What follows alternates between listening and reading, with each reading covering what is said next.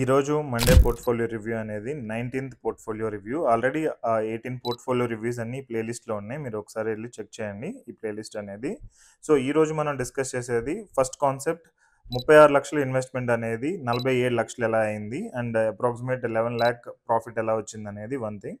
రెండోది వచ్చేటప్పటికి Warren Buffett quotation, if you are not willing to own a stock for 10 years don't even think about owning it for 10 minutes.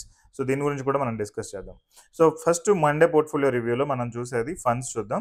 So ఇక్కడ 36 లక్షల investment అనేది 47 లక్షలు అయింది with 16.23% returns. Okay, so ఈ client వచ్చేటప్పటికి 2022 March నుంచి ఇన్వెస్ట్మెంట్ స్టార్ట్ చేశారు. So 2022 అంటే 23, 24, 25 ఓన్లీ 3 yearsలోనే అప్రాక్సిమేట్ 50 లక్షల దాకా పోర్ట్ఫోలియో అనేది క్రియేట్ అయింది. ఇప్పుడు మనం చూసుకోవచ్చు సెన్సెక్స్ అనేది 82 దగ్గర ఉంది.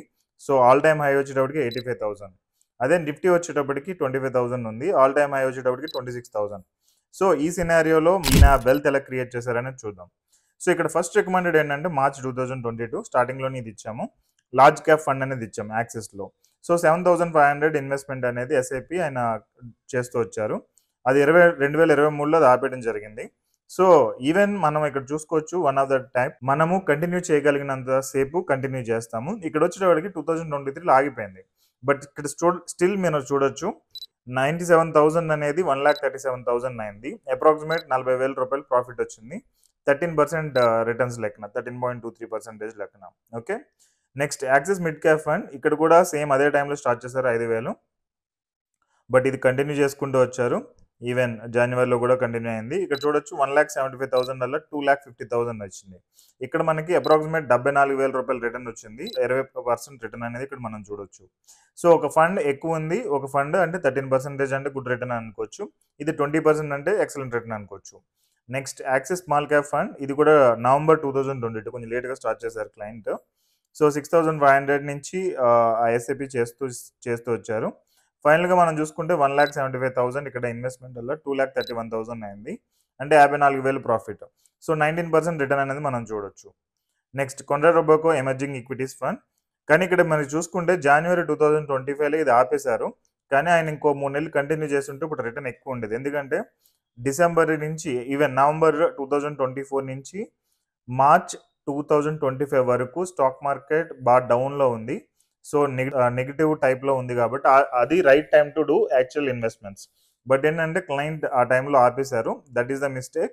లేదంటే ఇక్కడ 16% రిటర్న్ కాదు, ఇది మోర్ దాన్ 18% రిటర్న్ ఉండేది. కెనరా రొబోకో ఎమర్జింగ్ ఈక్విటీస్, ఇది 5,000 రూపాయల ఎస్ఐపి అనేది అలా చేసుకుంటూ వచ్చారు. దాని తర్వాత దాన్ని పెంచారు, 7,500 అయింది. ఇక్కడ చూడొచ్చు 2.6 lakhs అలా 3.45 lakhs అయింది. 80,000 రిటర్న్, 19% అనేది మనం చూడొచ్చు. అండ్ ఇదంతా కూడా 3 yearsలో క్రియేట్ చేసిన రిటర్న్ అనేది, it's not more than that.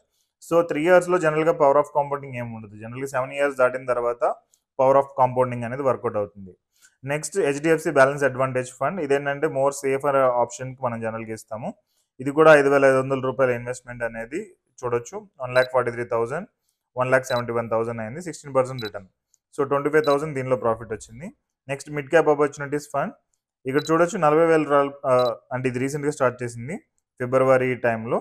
మే వరకు అంటే ఈ టైంలో చేసిన ఫండ్ అనేది 40,000 రూపాయలలో 44,000. చెప్పా కదా ఇందాక, ఈ టైం అనేది ఫిబ్రవరి, మార్చ్, ఈవెన్ నవంబర్ 2024 నుంచి మార్చ్ అండ్ ఏప్రిల్ వరకు కూడా పర్లేదు, బాగా డౌన్లో రన్ అయింది. కాబట్టి ఈ టైంలో ఎంత ఇన్వెస్ట్ చేస్తే అంత బాగా గ్రో అవడానికి స్కోప్ ఉంది.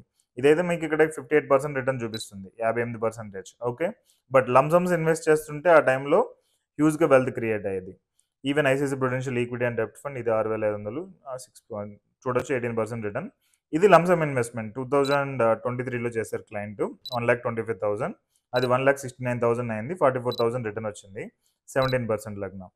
సో నెక్స్ట్ ఇది అల్ట్రా షార్ట్ టర్మ్ ఫండ్స్ అనేది జనరల్గా మనం బ్యాంక్ సేవింగ్స్ అకౌంట్ బదులు వాడతాము. అంటే ఇది ఎప్పుడు కావాలంటే అప్పుడు తీసేయచ్చు. ఇది ఈక్విటీ కేటగిరీలోకి రాదు. ఇది చాలా తక్కువ రిటర్న్ ఉంటుంది, 7.22%. But it is good decent return I can say.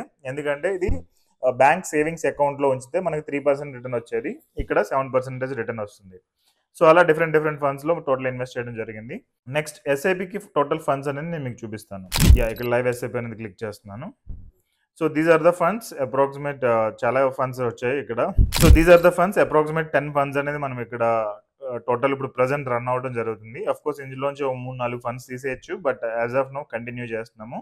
ఒక 5 ఇయర్స్ దాటిన తర్వాత మళ్ళీ దీన్ని రీబ్యాలెన్స్ చేయడం జరుగుతుంది. ఓకే. సో టోటల్ ఇప్పుడు ప్రెజెంట్ అయితే గనుక 85,000 ఎస్ఐపి అనేది రన్ అవుతుంది క్లయింట్ పోర్ట్. నెక్స్ట్ ఇక్కడ సబ్ నేచర్ వైజ్ మనం చూసుకుంటే గనక మొత్తం మిక్స్ అంతా ఇచ్చాము ఇక్కడ. Large and mid cap, value, Contra, index అన్ని కవర్ అయినాయి యాక్చువల్‌గా. యాక్చువల్‌గా ఇంత అవసరం లేదు. బట్ ఏంటంటే ఇనిషియల్ డేస్‌లో కాబట్టి కొంచెం భయం అది ఉంటుంది కాబట్టి వీఆర్ గివింగ్ మోర్. సో ఇక్కడ చార్ట్ చూసుకోవచ్చు. ఈక్విటీ వచ్చేటప్పటికి 88% ఆర్ 90% దాకా ఈక్విటీ ఉంది. హైబ్రిడ్‌లో ఒక 8% దాకా కవర్ అయింది. డెప్ట్ అనేది నేను చెప్పా కదా! Ultra short term fund that is 3%. Okay. This is how wealth is created. Next Warren Buffett చెప్పింది ఏంటంటే own a stock for 10 years. Whatever the investments you are doing, మీరు దాన్ని ఒక 10 ఇయర్ పాటు ఉంచగలిగితే కనుక. వారెన్ బఫెట్ అంటే stock గురించి ఎక్స్ప్లెయిన్ చేశారు. నేను మ్యూచువల్ ఫండ్స్ గురించి చెప్తున్నాను. సో మ్యూచువల్ ఫండ్స్లో మీరు 10 ఇయర్ పైగా వెల్త్ అనేది ఉంచగలిగితే కనుక అది హ్యూజ్ వెల్త్ క్రియేట్ చేయడానికి మీకు స్కోప్ అనేది ఉంటుంది.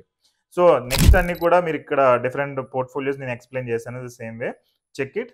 అండ్ ఒక లింక్ డిస్క్రిప్షన్లో మీకు ఇంకా ఇక్కడ డిఫరెంట్ థింగ్స్ ఉన్నాయి.